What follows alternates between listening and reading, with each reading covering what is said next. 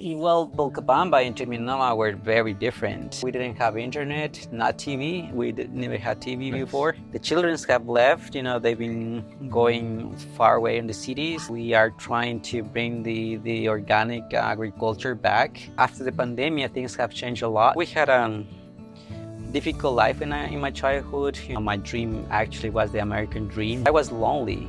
I felt sad, empty. Wanted to be rich and have a lot of money. When I was working on the farm, actually, I broke my back. Not all the Ecuadorians are good people. Not all the foreigners are good or bad. It's good that foreigners and Ecuadorians try to work together in a good way. The reason why people here, make these terrible mistakes of burning their mountain is. Hey guys, welcome back to the channel. Jesse, Abundant Living Ecuador. Pleased to be joined today by Cristian. We practiced, I screwed up. We practiced for like a minute before. It's Christian in English. I always thought it was Cristian, but I'm wrong. It's Cristian. No, you say it. Cristian. I'm not even going to repeat it. Hartman. So Christian, I'm going to say Christian. Excuse That's me. right. I'm terrible at pronouncing that in Spanish. Christian is from here. We're sitting at his house now in Tumianuma, which is a small town about 20 minutes, just under 20 minutes, right around 20 minutes from Vilcabamba. We're about, 10, 15 minutes from Quinara.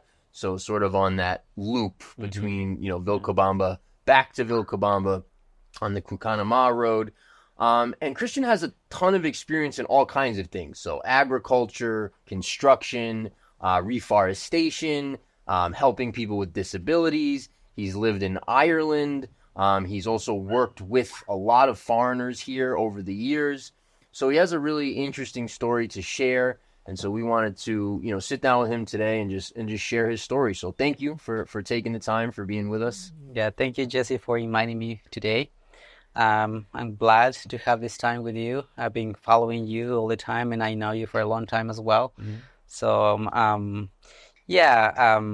should I start the beginning? No, well, let me ask you. So let's jump right into it. So, were you born in Tumianuma? Yeah, actually, right here in this place. My Really? Parents never go to the hospital. My dad was the nurse. Yeah. Nice. And are one of how many? How many siblings do you have? I'm the last one. The 6. Of 6. Yeah. Okay. So your mom knew what she was doing by then. Right. Exactly. Was that common back then? Actually, it was a short family because most of my families are more than 10 kids. Right. So it's like 6 is like really good number. Yeah. But right. People have a lot of kids here. That's changing a bit, I'd say. Totally. Yeah. But in terms of the home birth, like with no medical assistance, was that common then? It's not super common, I don't think, now. I think because I'm actually from the mountains before, like compared to Minuma to Vilcabamba, it was like a remote place. Right. There were no hospitals closed. There was no nurses. So actually, my father was the only guy here in this area who actually helped a lot of mothers to give birth. He did. So he was kind of like a midwife, kind of like exactly. a medulla or what? Yeah. Okay. Yes. Yeah. Very interesting. Yeah. Okay. Cool. So how old are you now? I'm 37. Okay, so I'm 41, that's 82, so 86. You were born in like 80. I'm the 86. Yeah, okay. Yeah. So you're born in the mid-80s here in Tumianuma. At that time, was it much smaller? I mean, still a tiny little village, but was it smaller then? Well, let me tell you that since I remember, like I was 5 years old, there was no electricity here. I mean, there was a little bit of electricity somewhere, and there was no gas stoves, so we used firewood to cook our meals, and we didn't have electricity in our house, so we used candles and like little burners, and water. We had to take water from the springs or from the river. You would carry it. Yeah. Wow. Yes, so really limited infrastructure. Yeah, totally. Is that because there just wasn't money, or there just wasn't enough people, or it was just so rural, or what was the reason? It was so rural, and there was like only a small amount of houses that there was not like compared to Vilcabamba, it was a very tiny village. Yeah. And how were the roads at that time? Well, we used to have this road that comes from Vilcabamba, Oh, the Linderos. linderos, Yeah, yeah. was the only road, and actually that road was built by hand. There was no machines before, so they made this road like a really difficult road. Hmm. And later they opened a new road, which make it more accessible. And actually, that's when the town started growing bigger. When was that road put in? Do you remember? Um, um, Probably when I was around 10 years old. Okay. Yeah. So back so for the before that road was in, was there bus service at all here? They used to be, Yeah. yeah. I don't remember exactly, but like few, maybe 3 in a day, Okay. or maybe 2. Yeah. So you could get around. And like in the let's say the late 80s to the mid 90s, was there any cars in Tuyanuma? Like, did anyone own a car here? I think there was one person that had a Toyota, like Like a Hilux or something. yeah, Yeah. very old one, and he's still there. He's still running, Nice. which is great. That I think it was one person that had a car. Yeah. So, I mean, this is still a very small village, but Mhm. but it's obviously grown a lot since then. Mhm. There's even a few foreigners around Tumianuma, not a ton, but some. It's a beautiful area. I actually own like a little property in Guatuche, Uh-huh. and then we have a little project in Tumianuma. It's really, really gorgeous Yeah. place. There's a river that kind of flows almost through town, just on the outskirts. But was the community then different than it is now? Like, was it sort of much closer than it is now, or what were some of the were there differences? Well, Vilcabamba and Terminal were very different. One day I was with Walter, a friend of mine, that we're going to Gonzanama. It seemed to be like same Gonzanama compared to Vilcabamba. It was a town, but little, not much people in the square. It was like little stores, like very, very rare in that time. Tumianuma had a very few foreigners, not many, so mostly Ecuadorians with the donkeys and Sure. bulls, and everything very rustic and like yeah, it's just What did countryside kids do life. then? Was there a school in town back then? There used to be school, yeah. Is there still, or are people going to Vilcabamba? We still have a Yeah, school yeah. there, yeah. Is that it right there? No, it's on the other side. Another side. Yeah, Okay. Tumianuma. Okay. Yeah. So that back then as well. Yeah, so when we were kids, we didn't have internet, not TV. We never had TV Nice. before. So we used to have like a lot of bonfires at night, Nice. playing the traditional games that children have, like using very simple stuff like wood and tires, Yeah. something very That's simple awesome. that we made it fun in our childhood. It was great. Yeah. No, Yeah. I mean, what a great way to grow up. I think Yeah, some people would like that for their kids now, that sort absolutely. of lifestyle. Yeah. Okay, so I assume most of the people still, but certainly at that time, are pretty much involved in some sort of agriculture. Is that accurate? Well, I remember my parents, my grandparents, and a lot of elders, they used to grow a lot of corn. They're getting older, so they're not growing anymore as much as they used to.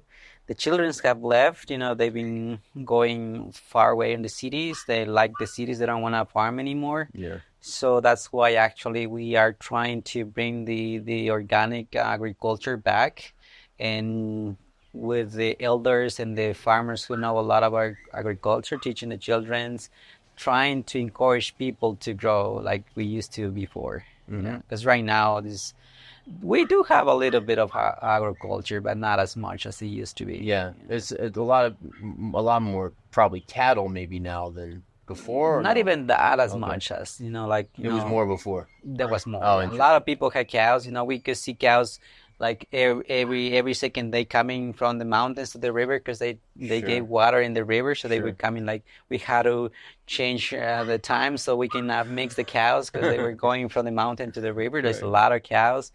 I don't see any cow anymore. Oh, interesting. Yeah, and like donkeys with a lot of corn and squash, which was the traditional crops that we used to grow. Okay. Beans Right. but not anymore. Yeah. Not anymore.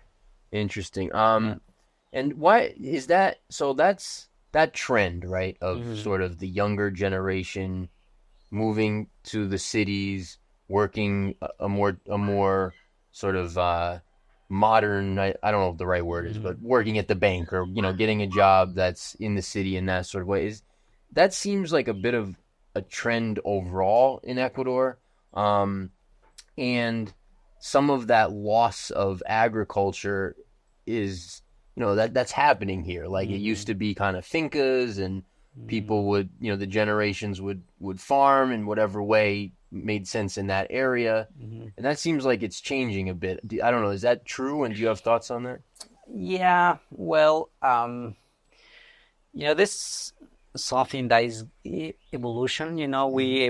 The evolution happens anywhere, everywhere in the planet. So as much as the people, the town grows, it's a different type of mind, different works, and after the pandemic, things have changed a lot. I'm telling you, like, before the pandemic, it was like no more farmers, nobody wanted to farm, Right. But after the pandemic, things have been changing kind of crazy, because a lot of people from town actually moved back to Timinuma, Yeah. and then they don't want to go back because they think that, hey, wait, here we can have bananas, I can have yuca, I can have a lot of, I don't need too much money to live, Right. but in the city you need a lot of money. You're never happy because you're crowded, you need money for bus, you need money for everything. But here is like, you don't need that much. You can always go to your neighbor and ask a banana or some yuca. You can trade, you can help each other. Yeah. So it's actually kind of going back. That's awesome. Yeah. Okay, when did in your experience, when did foreigners start coming to this area? I mean, not just Tumianuma, but even Vilcabamba, like just the region. When you know when that's kind of started? Well, it's an interesting story because my parents came from the mountains of Quilanga and from Peru. I have a long story from my indigenous blood, We'll that have we to get carry. into that right here. Yeah, and so my parents moved from Quilanga to Tumianuma. Let's say actually my grandparents, and my grandparents that probably in the 60s, 70s, between that time, that's when they moved, or maybe 60s, I think. But because my parents, they were like little, they don't remember that much.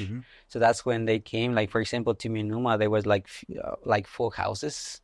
Only like the people that moved from the mountains to here, they found this beautiful valley with a lot of water, and also, like, I think there was a dry, I don't know this word in English, but when like the weather is so dry, they move to better places. They actually move into this place. And so same Vilcabamba, my mom tells me that, there was a very small town, like only the church, few houses here and then, and there was not much in that time. So Quilanga, is that, I feel like that's an area that had that big fire a couple years ago. Is that right? Yeah, actually started from here for Tumianuma. It started from here. Yeah. Okay, and by car, Quilanga's what, 2 hours? Yeah, about Something 2 like hours. that? Yeah. Okay. Yeah. And that's sort of towards Gonzanama, but further south. Is that right? Is it like you go to the Purunuma Road? Exactly. From Purunuma, you go kind of south. Yeah. Okay. Yeah, that's Quilanga. And I haven't been actually to Quilanga. What is that like now? Is there a town or what? It is a big town It's now, a big town. like Vilcabamba, maybe not like Vilcabamba, but it's quite big. Okay. Yeah, it's a parroquia, I think. What? Canton. Sorry. Yeah. So it's big now. Okay. I'd love, and is that what's the climate like? Is that high elevation or It's no? higher. So It's higher cooler. than Vilcabamba for sure. Yeah. Okay. So I'd love to get that story that you sort of alluded to, of your ancestors and that story, if you'd like to share that. Yeah, well, I went, once Walter asked me where do I come from, and then I didn't know what to answer to Walter, so I didn't know where I was, where my lineage or my roots. So I started asking my parents, where do you come from? And then so my mom telling me stories about my grandpa that came from Piura, Peru. Sorry, from Cajamarca. They used to bring a lot of products from Peru. They were selling stuff from Peru and trading stuff from Peru to Ecuador, and from Ecuador to Peru. And that's when my grandpa met my grandma, and my grandma was family of the Palta people, and my grandpa was more of the Quechua And sorry, people. La Palta is an indigenous tribe Is that correct? Yes, exactly. Okay. That's a indigenous tribe. Like, it's not about the Inca. It's a more like original tribes of Ecuador. Okay. About the people. And you mentioned the sorry, the word's escaping me. What was the other tribe you just mentioned? Well, I said the Palta and the Quichua people And the from Quichua Peru. people. Yeah. From Peru. Yeah, Okay. yeah. So, yeah, that's how actually how I'm come from all um these people, because I when I was in the school, I had a terrible Spanish accent and a lot of Quechua words, which my teacher was really mad at me, and he tried to make me like ashamed of what I was speaking, because I was speaking Quechua, not pure Spanish. And so I was kind of confused. Why do I speak this way? Or why is I'm my color? I'm not white. I'm not big. And then where do I come from? So I didn't understand at that moment when I was at the school. And then later, when I was actually learning English, I went to words that I didn't make sense, and then were Quechua. And then I started kind of realizing, I'm coming from a Quechua tribe. Right. And then that's how, asking my parents where do they come from, then I realized that I come from actually a beautiful culture. Yeah. Yeah. So just for context for people, so Quechua is still has to be the second largest spoken language in Ecuador, I would imagine. Mm-hmm. Is that, yeah? Well, it's the language that is being spoken more than the other original language in Ecuador. Quechua is spoken a lot. Yeah. Yeah, and there's still words that are everyone uses, like like people use what is it for baby, like the wawa, yeah, and different words like that are Quechua words. So I didn't realize, I knew Quechua was a language. I didn't realize it was also the name of a people, of a. Well, it's a language, but we call it Quechua people because they speak the Quechua. Okay. But of course, the Quechua comes from the Inca people. Okay. That's the tribe, Incas. Okay. Yeah. Okay. So Yeah, it's part of the Incan. Inca. Wow. Super interesting. Mm-hmm. So that's interesting. So you dealt with a little. You almost can speak a little bit to sort of that clash of culture, which I don't know if people realize in Latin America who haven't been here or lived here for a long time that exists. That you have sort of the Spain influence, you have the indigenous influence. Everybody gets along, but there's differences, and there's there is those kinds of, like, I've heard, for example, people say what we would consider in the States like racist stuff against people that they're considering like indigenous here. Exactly. That's like, that happens. That's part of, that's sort of part of Latin America. I don't know if you want to speak to any of that. I mean, you kind of did with your story about. Yeah. Well, it's like, it is, I for me, indigenous people is my life. Like, I value it because, like, I research where I come from. And a lot of Ecuadorians, they don't know the story. Right. So they don't believe they come from these beautiful indigenous tribes. They just don't know. They just think like they want to be more like Spaniards or something like that. But actually, even if we will be mixed people with the Spanish and indigenous, we have indigenous blood. And the language, I mean, it's not Spanish. We speak Spanish and Quechua. Our words got the accent of the Quechua. So I think mostly Ecuador has a lot of Quechua words. So a lot of people, like, could say, I am not indigenous, but the thing is, basically they don't know how beautiful it is to be part of these beautiful tribes, and we have this in our blood. Yeah. It's I think it's lack of education or lack of knowledge to not know that we are part of this story. Absolutely. So what have you done, if there's anything you want to share, what have you done to sort of reconnect to that, that, not tradition, but that sort of your ancestors, sort of that, that group, the indigenous lineage that you carry? Like, what have you done to learn about that and to connect with that? And like, what have been some of those experiences? Well, I always try to bring back their knowledge with medicine, traditional medicine. We always have these elders who share with us the medicine, like not only like my people, but also like the Cogis, the people from Queros from Peru. So we have a lot of people that are being involved. Actually, that's happening with Walter and Susan, because we kind of involve these people in our project so they can get known as because is they carry like a rich knowledge for the new generation that we don't know it. So what we're trying to do is like bring and expose their experience for the new generation. Like, we're working with the children's, we are trying to, but how we get to the children. So that's what we're doing now, like farming, like organic farming, trying to understand farming, and also reforestation also was one part that can, bring us the community together so we can have a chance to talk about this. Because I all the time I'm talking about community, good food, good food like organic food. I'm talking about um, community protection as well. As we remain together, are stronger, like our ancestors used to be. We don't need much the government. We need more, like I need my community more than the government. So that's the way that I'm trying to get to my people, is creating resources of income for these people. Like the reforestation makes me hire people from Tumianuma, and then I have the chance to talk to them. That's why we communicate. But if I go directly to their houses and I tell them, hey, you're wrong, that's not gonna be good, right? So the way that I get to people is through actions, like a project for reforestation, a project of farming with the women, for the children, and creating projects that bring people together.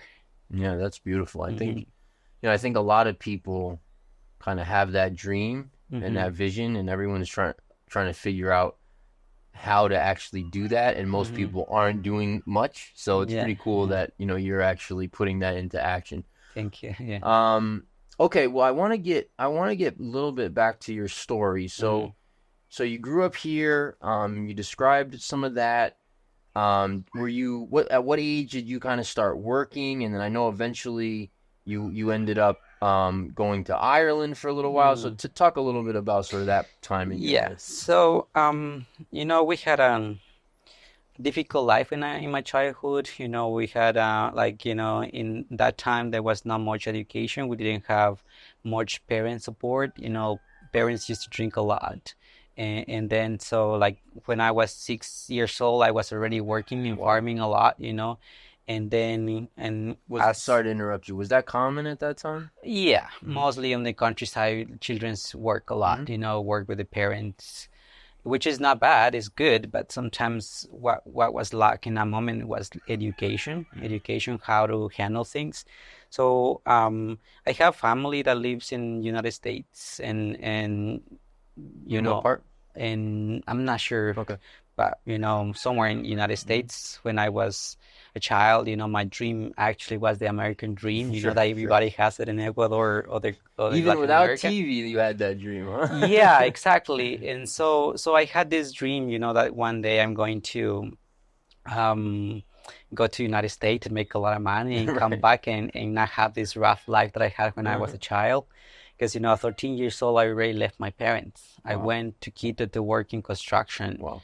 And, I work in Quito on the coast and Loja in many projects like delivery, construction, and plumbing, and a lot of things, anything that I could just get a job at that age, and 13, 14 that time.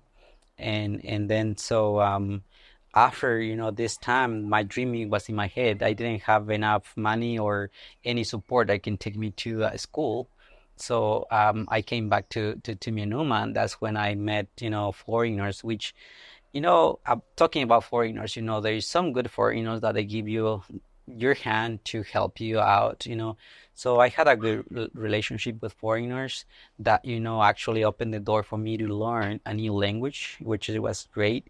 So I was in perfect in English, and I could understand a little bit.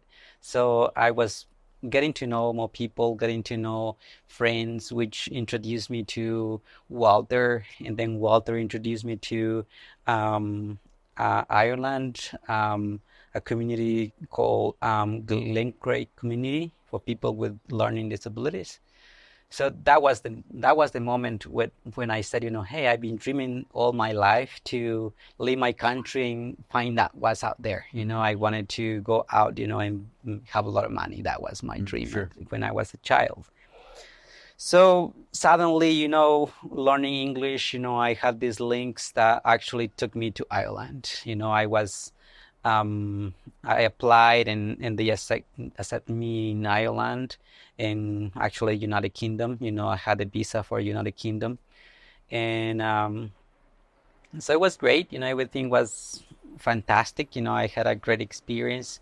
But then when I got to be right at London, I remember I was at the London Bridge, just tasting my dream, say, this is what you wanted, But I was lonely, I felt sad, empty. And then I knew that was not my dream. Actually, it was just an illusion. It was not my dream to leave my country. How old were you at that point?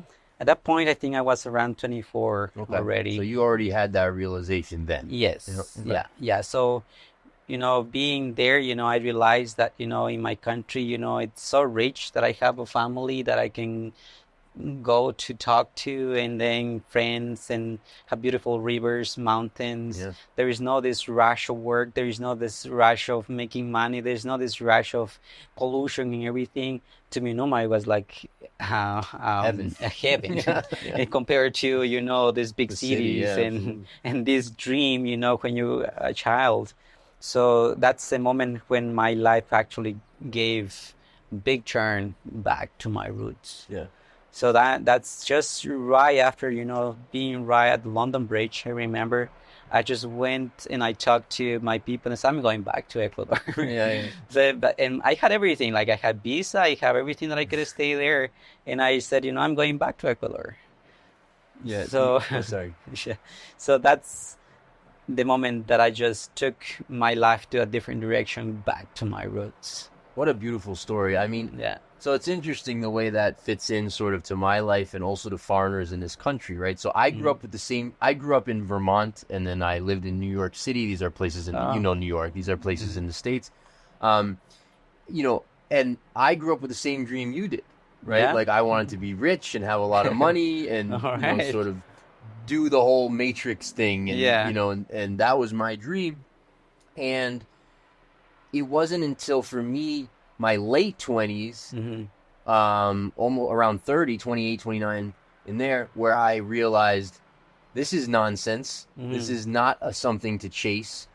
My life is not happy. I'm working multiple jobs and in school and barely seeing my kids. And I've got all this debt that I'm dealing with. And, I'm successful. Like I was making, I was doing well at that point. But it was miserable, and it's not what I wanted, and that's what made me come here as well, right? So I hadn't grown up here, but it made me seek that elsewhere, which ended up being this area of Ecuador. And I think really a lot of foreigners' stories here in this region is that is sort of they realize at some point in their life, gosh, this is not what I want to be doing with my life, and then they come here sort of looking for what you maybe grew up with, although it sounds like you had a lot of difficulty growing up as well.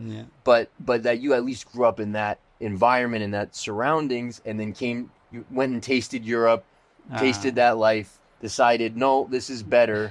I feel the same way, and I think a lot of foreigners here, not all, of course, people come for different reasons, but I think a lot of people come looking for that simpler life, looking for that nature-based life, looking to do organic and food and looking to like community and slow, all those kinds of things. It's interesting. That's so amazing to hear from you, because we haven't had actually the time to talk deeply into these conversations.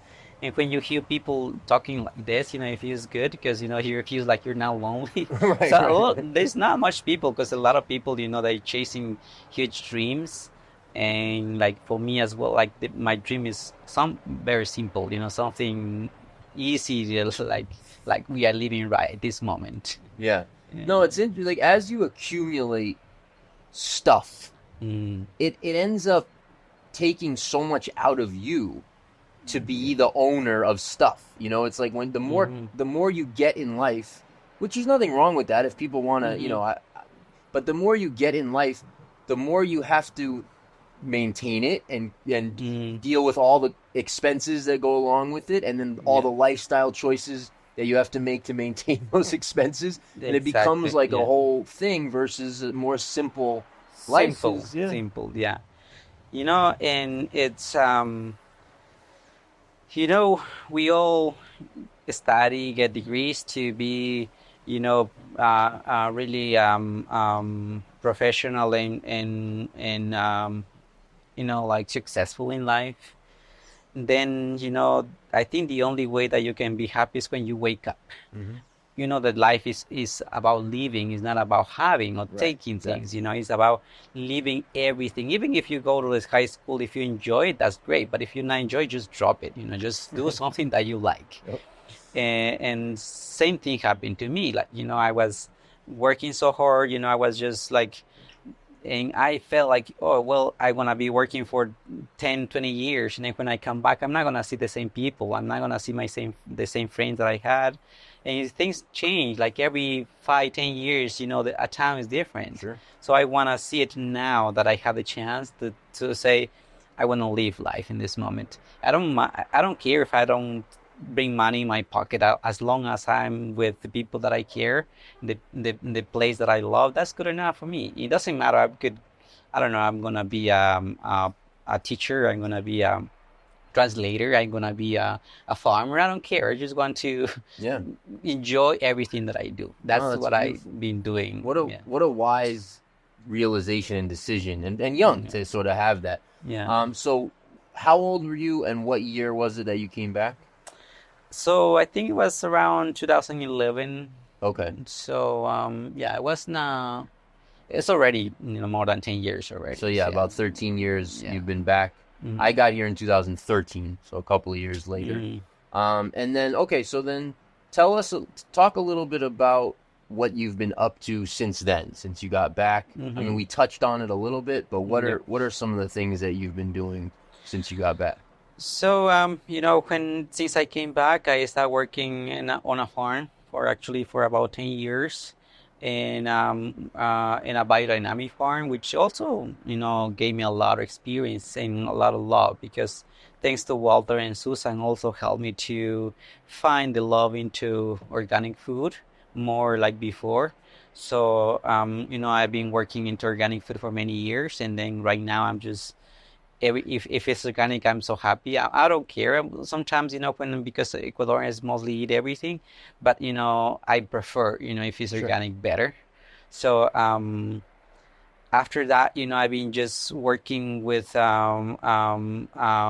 people who care more about nature, people who care about community in organic farming. So I've been getting to know a lot of foreigners who actually have this desire of supporting people. That's actually people who I hang out more with, people who wants to be more cheerful, and also you know, I like that, you know, we create opportunities for other people, not just for myself, you know. So every time that I'm working in a new project, you know, I always tell, you know, instead saying let's do the same thing like in United States or Europe do, let's do it differently. Let's respect their way of life. Like, you know, let's give them a day of holiday, or let's pay something in our work. Let's not like try to change their way of life. Let's try to join both together. Of course, responsibility in work, but also giving chance both cultures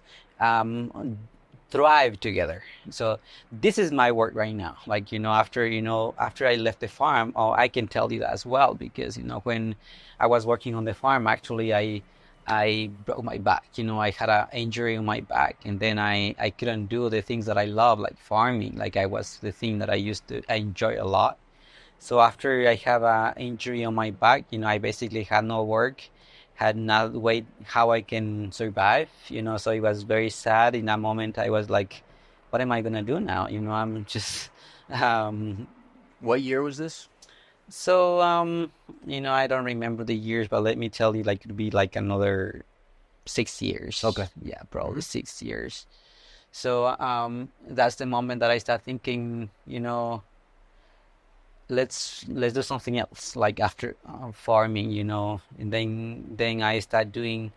Then I realized, I have a lot of experience about farms and organic, about construction. I know a lot about construction. So I said, I came to Minuma, and I asked a bunch of friends, hey guys, you have no work, you're thinking to go to Loja to Quito to find work. Let's make a team. Let's make a team, and then and I'll find resources of work, and then let's work for a project.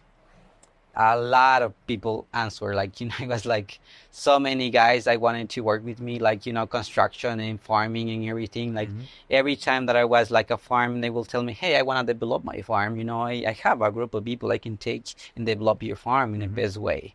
So we created a way of supporting community. Like more than 10 families got helped by the workers.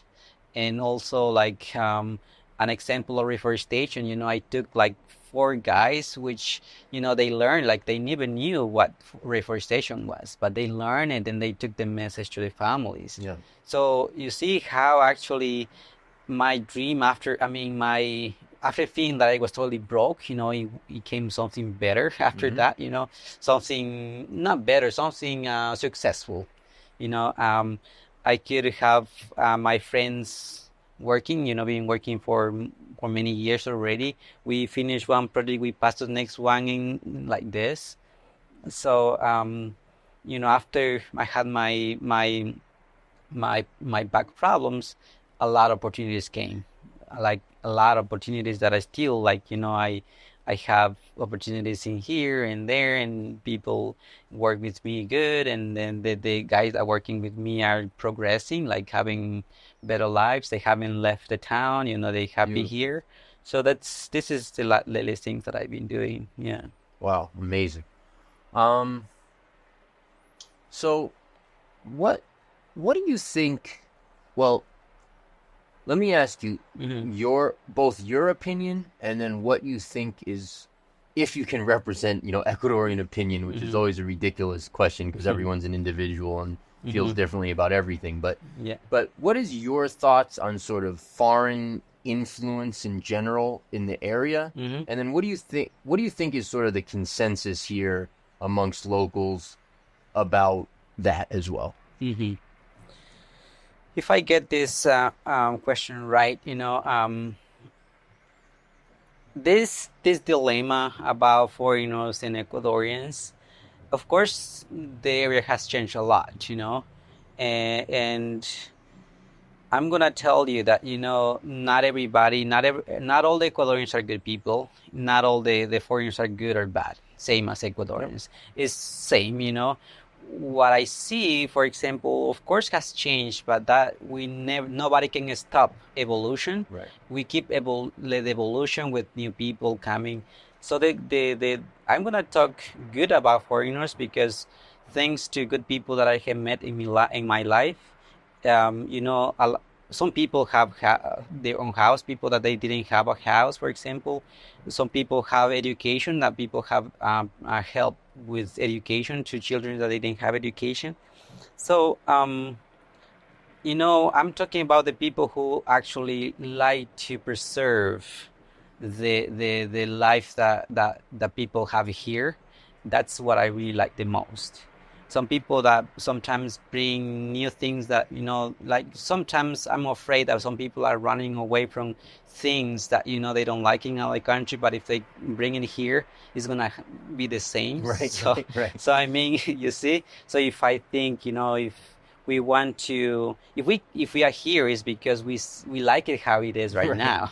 So we don't want to change it more. Like, I don't want to see things that I have it in other country that happens here, that's gonna change everything. So as much as we keep it as it is helpful for you, for everybody who's coming, because they have a chance to see something different to what they have lived in their lives. For Ecuadorians, it's good because they don't feel like, oh, before I used to live this way, now I can't live this way. So I think it's good that that foreigners and Ecuadorians try to work together in a good way. That I respect your culture, and you respect my culture, and that's what I like about Walter and Susan, because when he was in Tuminuma, he never said your religion is a problem or anything. Always he wanted to he wanted to help community, Right. to provide something for the community. It doesn't have to be with money, but with education, with income, with labor for the people, things like that. Have made a good influence in this town. Yeah. No, those things really are a dilemma. Mm-hmm. It's sort of like you said, you can't stop what the natural course of things. Mm-hmm. But it brings both good and bad. Like there isn't Mm-hmm. a way around that, right? So even even for me, and I've only been here since 2013, but the difference that I've seen in those 10 and a half, 11, almost 11 years, Yeah. both in Loja, Mm-hmm. in Malacatos, in Vilcabamba, the change has been dramatic, right? I mean, Mm-hmm. Loja had no traffic problems whatsoever when I lived there in the early years. Uh-huh. Yeah. There's now traffic in Loja. Loja had no crime when the first years. There's a little bit of crime now in Loja. Not a lot. It's still pretty safe, but that's changed. Yeah. The culture that I noticed in Loja for the first years, extremely respectful, extremely polite and formal and kind and trusting. It's still there, but a little bit less. Malacatos has developed a ton in the last 10 years. Vilcabamba has developed a ton in the last 10 years. Vilcabamba didn't have any traffic lights when I got here. It has two now. Yeah. You don't need them, but they're there. Right. There's a lot more people. There's a lot more hustle bustle. Crime has gotten worse, in general, in the country and perhaps the world, but in this area as well. So there is sort of that double-edged sword where it's really cool. Like, I love this community. Like, it's an amazing set of people, I think, that live in this region. But there is also that sort of just the things that comes as a place gets bigger, no matter what, right? And so you see that here too. And like you said, a lot of the reason that folks come from other places, most of the development here is not foreigners. It's mostly Lojanos. Like, it's mostly people from Loja. But folks who come here from other countries mostly are coming because, like you said, of what's here. And it would be fantastic if that changed less than more. That's what I mean. Remained. Yeah. So I really. Yeah. That's what I'm saying. I think as if we all like we know Vilcabamba and we love Vilcabamba, we try to, like I'm saying, not push to do what I want. Instead, do what whole community needs, because we need more tranquility. We don't need to be being problematic, or just trying to be like, for example, problems always, but instead burning it. We're trying to just, even we have to step aside in order to just not let it grow bigger. So instead, like, for example, in here, instead, when problems come, we do things.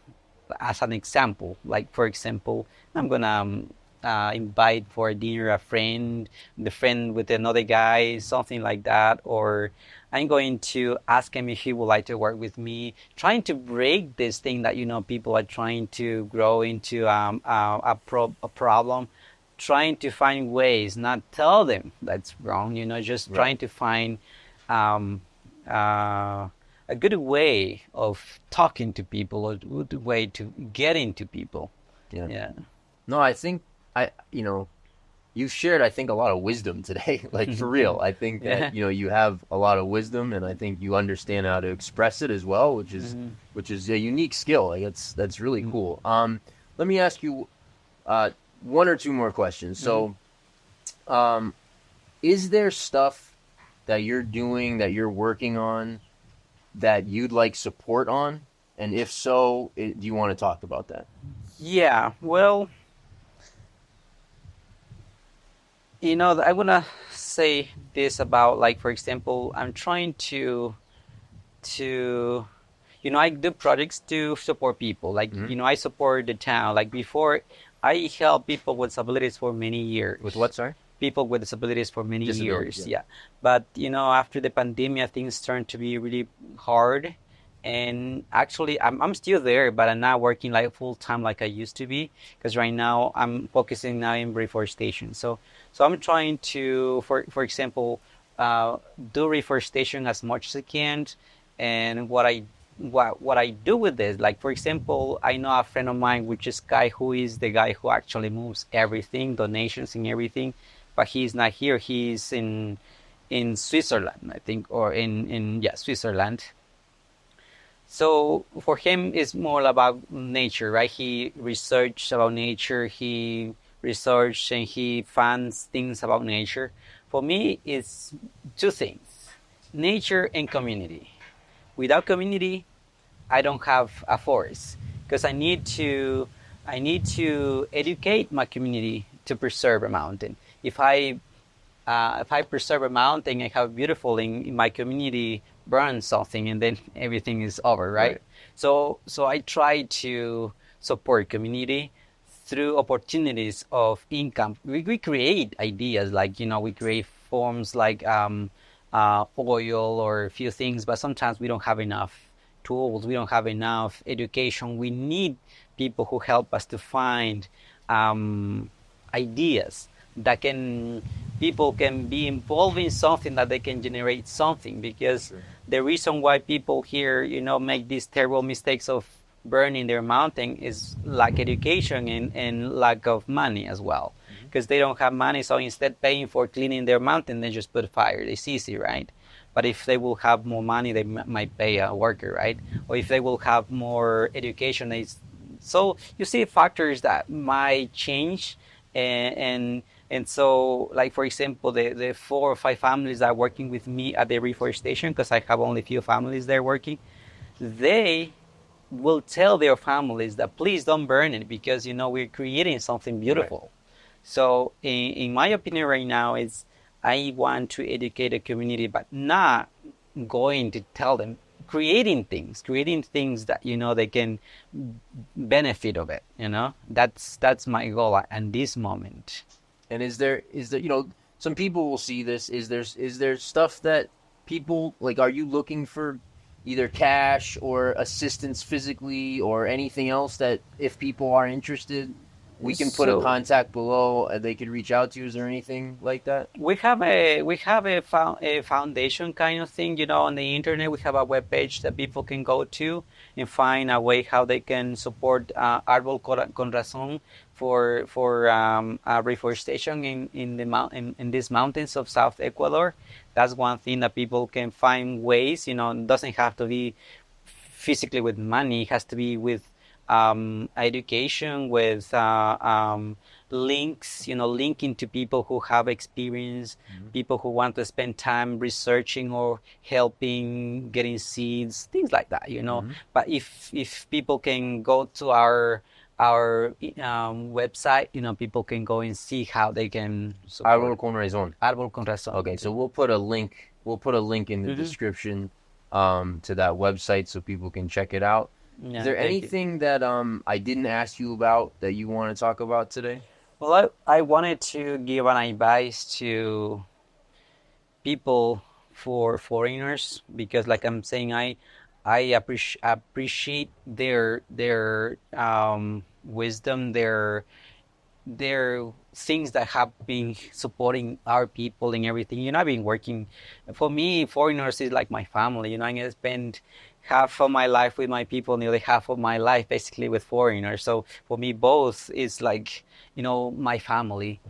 And it's right now it's happening a lot of assaults, robberies and everything. So I remember before how, I mean, it's always been these problems, but how we Ecuadorians help each other in this way. We have neighborhood that we support each other. So if you have a house, try to have a friend living close from you, so you have like most like a community. Don't be just so far away from people won't see you, because actually that's what people are looking for, remote places where nobody can protect them. So you can be in a remote place but have 3 or 4 houses where you can be with friends. You can share dogs. Dogs and people all work together. You become stronger. The police won't help you, the gangs won't help you, but the community will. So try to get along well with the community, which that's your bigger support. When you have a land, like a remote land, try to build like another house or 2 houses where you can have a friend living close to you. So as bigger as your circle is, you are more protected. Because I've been advising this to a lot of my friends that I've been working with. You have this beautiful house, but have a little house somewhere where it's not too close but not too far, where you can have somebody who can actually call, right, and say, hey, this is happening to me. And even when people see that there's more things, like they need to think more about breaking into a house. So I'm saying this because how I'm protected is because close from my house I have my parents, which if I leave my home, they will look after my house. Or my uncle that lives next door, if I leave, he will be looking after my house. But if he goes to town, I'll be looking after his house. Right. So doesn't need money. It just needs a good relationship and neighbors that you trust, that you like to be with. That's for me the advice to foreigners that are going through hard times about robberies and assaults. Yep. Yeah. No, that's great advice. Yeah.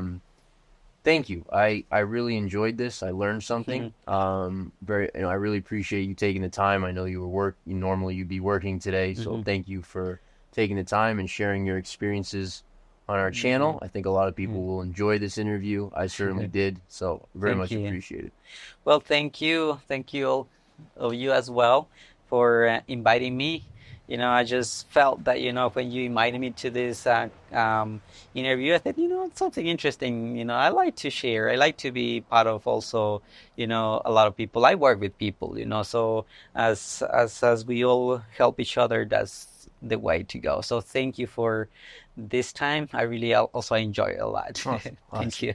Yeah. Well, thank you all for tuning in. If you made it this far, we appreciate it. Please subscribe to the channel, put a like button on the video, hit the bell as well. Check out the link to Cristian's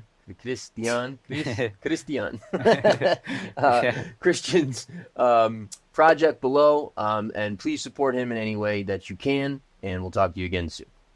Hey guys, thanks for watching. Subscribe to our channel right here. Check out our real estate channel right here for content that you will absolutely love. Click right here. And if you want to know how we got here, click here.